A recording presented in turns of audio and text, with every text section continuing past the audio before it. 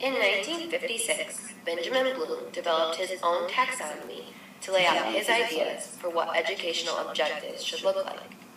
He titled this Bloom's Taxonomy.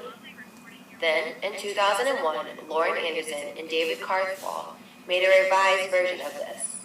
Let's take a look at what their revised version looks like. Revised taxonomy is a scale that moves from lower order thinking to higher order thinking with 6 steps in between. The key thing that has changed in this taxonomy is that these steps are now becoming verbs, so that instructional designers and teachers can look more clearly at exactly what the student should be doing during each step. This new version also allows teachers to have a clearer view of the role technology plays in each step. These steps are remembering, understanding, applying, analyzing, evaluating, and creating. We'll now look at how each of these steps has their role in this taxonomy. Remembering is the first step in the taxonomic levels and is pertinent to move up to the higher order thinking chart. A few verbs that help associate with remembering are recognizing, which is where we take what we've already learned and recognize it in our world around us. Another one is naming, where we make lists and bullet points to show our memory on a specific topic. The next one is retrieving, where we go back in our memory and retrieve knowledge that we already possess. Sometimes this could look like a Google search in our minds or on the actual internet. Another one is listing, and this again is similar to naming but could be done in a Microsoft Word or other technologies to organize our past knowledge. And the last one is recalling, and this is where we go back and we look at what we previously marked as important. This is very similar to bookmarking on our internet bars. Remembering is a key step in making our regression up the scale to the higher order thinking. The second step is understanding. If one does not understand the information they have stored, they cannot properly use it. The first verb in this step is summarizing, where a student takes what they have read or seen and put it through their own thought process. This can be done through a blog or online journaling. Inferring, where students make conclusion on reasoning and evidence. Comparing can be done in many ways through technology, and even having students compare 2 different types of technology will help them show their understanding. Next is explaining, where students again use their own thinking to demonstrate what they have learned. This can be done through annotating or commenting on PDF files, Word documents, and many other sources. Last is classifying, where you put your in-depth knowledge of a subject to use by classifying the information into categories. Understanding is very important for a student to demonstrate their knowledge.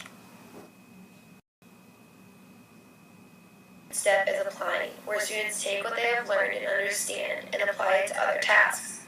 First, we have implementing, which is just where you take what you have learned and you demonstrate it through a procedure.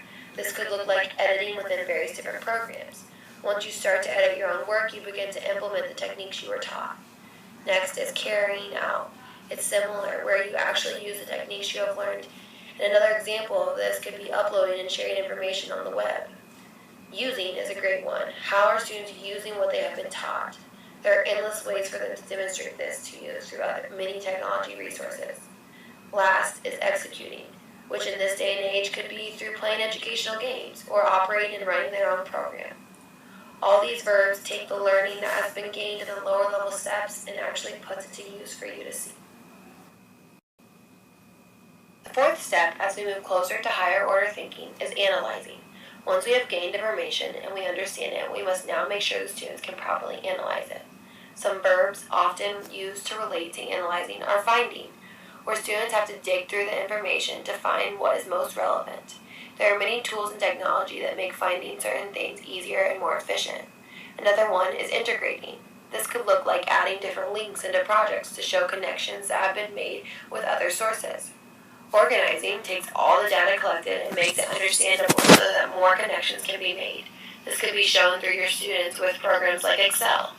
Last is structuring, which relates closely to organizing and helps make sense of all the information at hand.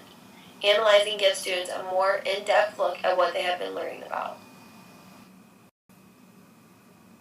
This step is evaluating, where teachers and instructional designers have to make sure that students are being evaluated, are evaluating each other, and evaluating themselves.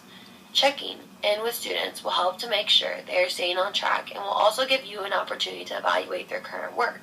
This could be done through blog commenting, reflecting, or commenting on any of their work through technology. Hypothesizing leads the students to make predictions on current work and knowledge. Next is testing, which could be done in used broader in technology term by testing to see if a student understands how to use an application. Last is critiquing, where students will evaluate others through collaborating in a network of people and helping them to better their knowledge, like a Google Doc with many people editing on it. Evaluating is a very important step to see if students are ready to move on to further information. To conclude this cognitive forum for learning, we must finish with creating, which gives the students the opportunity to produce their own original work. Designing their own product could be done through programming their own game or app. Constructing applies all the techniques they have learned to actually making something, maybe through directing or producing a video. Planning is an important step to a final creation and can be done through any types of technology, like a Google document. Last is producing, which gives you a final product like publishing a website or video for others to view. Creating is the highest order of thinking, as it gives the student's brain complete control to make something of its own. This look at Bloom's revised taxonomy will give you an idea of how to apply actual activities to each step in the cognitive thinking order. Thank you for watching. Today's information was gathered from the document Bloom's Digital Taxonomy by Andrew Churches.